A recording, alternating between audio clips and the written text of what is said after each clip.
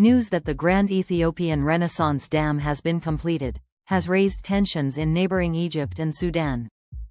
Construction of the controversial hydroelectric power project that draws energy from the Blue Nile began in 2011.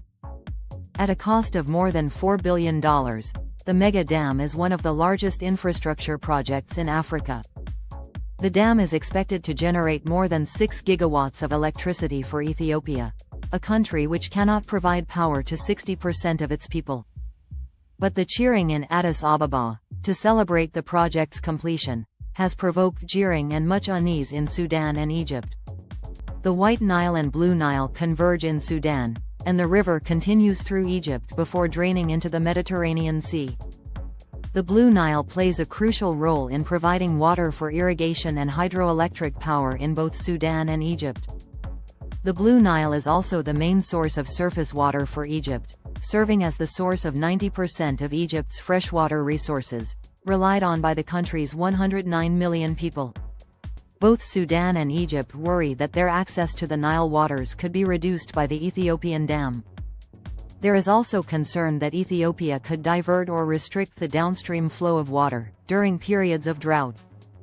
Worse, the coming climate catastrophe could encourage hardline elements in Ethiopia to use the Nile for water diplomacy and as a tool of geopolitics.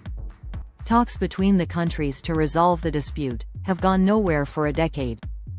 These negotiations became so tense at one point that some observers feared the water rights wrangling could escalate into a military conflict. Egypt has the largest armed forces in Africa, with more than 1 million military personnel. Ethiopian Prime Minister Abiy Ahmed has attempted to calm his neighbors' concerns by declaring that Ethiopia's growth will not come at their expense. He committed his country to a policy of shared progress, shared energy, and shared water. But Egypt dismissed the claims as superficial and evasive. It accused Ethiopia of preferring water hegemony to equal partnership. Cairo's line is that the dam's completion violates international law.